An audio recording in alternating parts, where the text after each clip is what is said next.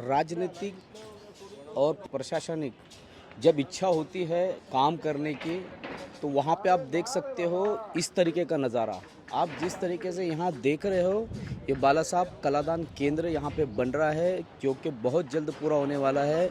और इस कार्य का जायज़ा लेने के लिए विधायक प्रताप सरनाईक, मनपा आयुक्त दिलीप ढोले के साथ आए। आइए जानते हैं इस कलादान केंद्र के संदर्भ में कब तक पूरा होगा, कैसे होगा, क्या क्या सुविधा होगी।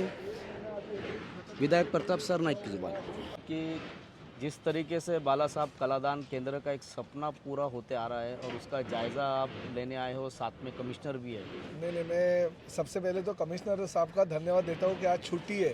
हाँ, गुड़ी पाड़वे के छुट्टी के दिन भी उन्होंने उतना उनका काम चालू कर दिया है। और छुट्टी हो या कुछ भी हो, उनका ऐसा कहना है कि विकास के काम रोक नहीं सकता हूँ मैं, क्योंकि ये शहर का विकास है। शहर का जब भी विकास होते रहता है तो प्रशासन का प्रमुख के नाते मेरे जिम्मेदारी बनती है कि मैं सभी जो काम हमारे शहर के चल रहे हैं उसके ऊपर ध्यान दूँ।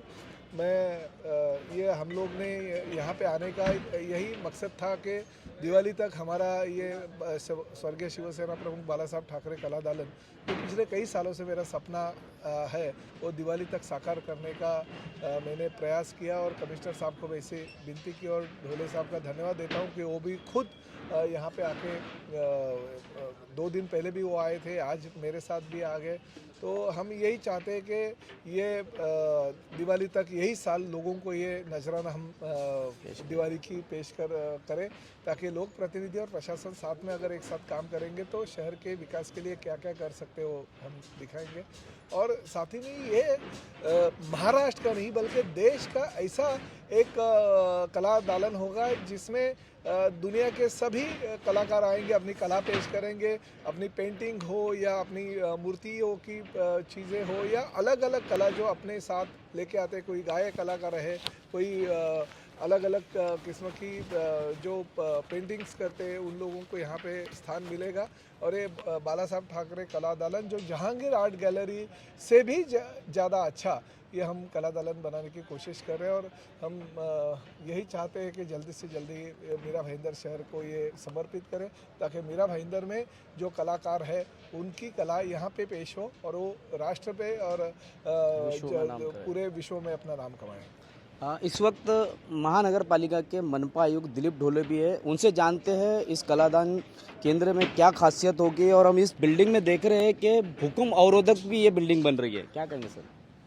सबसे पहले मैं आपके माध्यम से सभी मेरा भाईंदरों को गुड़ी पड़वा का हार्दिक शुभकामनाएं देता हूँ। साथ साथ में सम्मान्य विधायक सरनाईक साहब को धन्यवाद दूंगा, क्योंकि आज गुड़ी पड़वा है, उनके साथ भी आज छुट्टी भी है और साथ साथ में अलग अलग प्रोग्राम होने के बावजूद भी ये जायज़ा लेने के लिए आज दोपहर को साहब खुद आए हैं। और अभी जो साहब ने बताया, दिवाली तक ये कला दालन अपने को पूरा करना है। मुंबई, ठाणे जिला और पालघर और विश्व और देश के जितने भी कलाकार हैं यहाँ जो आना चाहते हैं, उसके लिए ये जो आर्ट गैलरी है, ये पूरा कला दालन है, उनके लिए हम दिवाली तक तैयार करने का कोशिश कर रहे हैं, प्रयास कर रहे हैं। सर, जनता को जानना चाहेगी कि इसकी विशेषता क्या रहेगी, कितना लागत खर्च हो रहा है टोटल बनने में, और दिवाली तक ये क्या वाकई में पूरा हो जाएगा? अभी तक मोटा मोटी 40 करोड़ का लागत लगी है, उसके अंदर और भी 10-15 करोड़ बढ़ने वाला है, क्योंकि जितना हम अच्छा क्वालिटी का बना रहे, ज़्यादा से ज़्यादा फैसिलिटी देने का प्रयास कर रहे हैं, तो ये करीबन 50-55 करोड़ की करीबन का लागत लगेगा।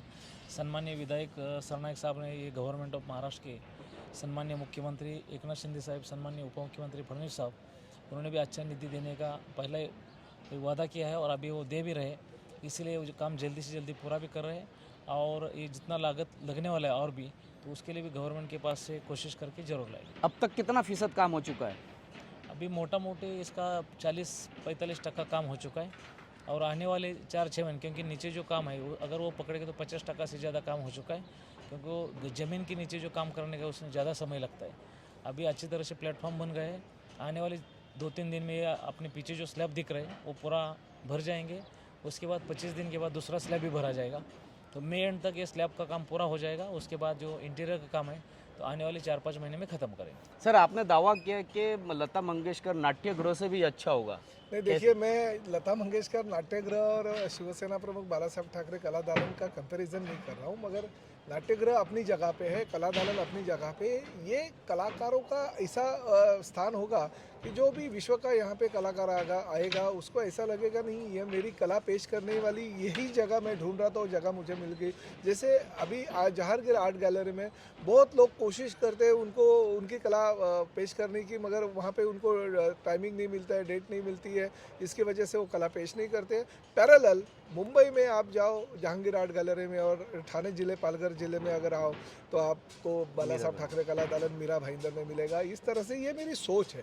पिछले 10-12 साल से मैं कोशिश कर रहा था, मेहनत कर रहा था। मैं भविष्य का सोचने वाला विधायक हूँ, और मैं इतने सोच के बाद 8-10 साल मेहनत करने के बाद जब भी मेरी सरकार आई, तो सरकार आने के बाद मुख्यमंत्री एकनाथ शिंदे जी के पास नगर विकास खाता आया, और उन्होंने ये मेरी जो मांग है वो सही मांग है ये सोचते हुए उन्होंने ये निधि उपलब्ध करके दी। तो ये विजन होता है, किसी भी विधायक अगर अपने आप को सोचेगा और आगे की तरफ भविष्य जो है वो देखेगा, और आने वाली जो पीढ़ी है कलाकार है उनके और अगर देखेगा, तो ऐसी चीज़ें भविष्य में बनने की ज़रूरत है।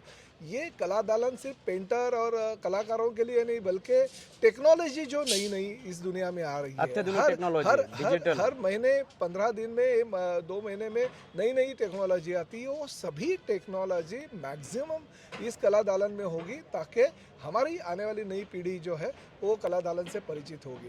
ये पुराने ज़माने के लोग तो अभी चले गए, उनकी यादें ताज़ी करनी अगर होगी तो हमें बाला साहब ठाकरे कला दालन में जाना होगा। ऐसे लोगों को और कलाकारों को लगना चाहिए। मेरी बहुत मेहनत हो गई, बहुत विरोध भी हो गया, ये भूखंड भी नहीं मिला, ये भूखंड पे अतिक्रमण था वो निकाला, निधि मंजूरी की, हमारे 20-25 नगर से होकर के ऊपर गुना दाखिल हो गया। ये सब होने के बाद ये कला दालन अभी पूर्णता की तरफ जा रहा है, और इसका जैसा श्रेय प्रताप सरनाइक है वैसे हमारे दिलीप ढोले जी जो कमिश्नर है उनका भी है, क्योंकि प्रशासन के प्रमुख का भी अगर उसमें हमें साथ होगी तो ही कौन सी भी चीज़ पूरी हो सकती है। तो मैं उनका और प्रशासन के जो हमारे सिटी इंजीनियर है दीपक खंबित, उनका भी धन्यवाद देता हूँ कि उन्होंने बहुत अच्छी टेक्नोलॉजी का ये जो हमारा कला दालन है उसको सैंक्शन दे दिया, और साथ ही में कमिश्नर साहब ने अभी बोला कि हम भविष्य में भी और एक मंजिला कैसे बढ़ाई जाए इसके लिए कोशिश करेंगे। भले अभी आज की तारीख में वहाँ पे कुछ चीज़ें नहीं, मगर हम बना के रख देंगे ताकि हमें जगह की भविष्य में ज़रूरत नहीं पड़ेगी।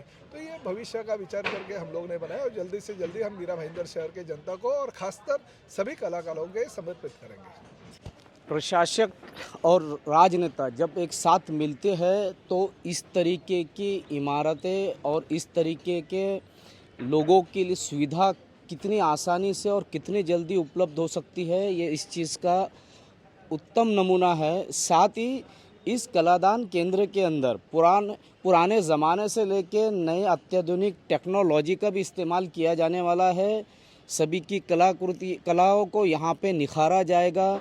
विश्व स्तर के कलाकार भी यहाँ आ सकते हैं, और गांव का कलाकार भी आके अपनी यहाँ कला पेश कर सकता है। उसे एक बहुत अच्छा बेहतरीन प्लेटफॉर्म मुंबई की आर्ट जहांगीर गैलरी के बाद अगर कोई होगा तो वो मीरा भाईंदर का बाला साहब कला दालन केंद्र होगा।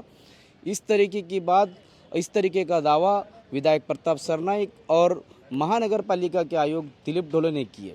इसी तरीके की खबरों के लिए मेरे यानी शकील शेख और एकता पोद्दार के साथ बने रहे, देखते रहे सिटी न्यूज़ मुंबई।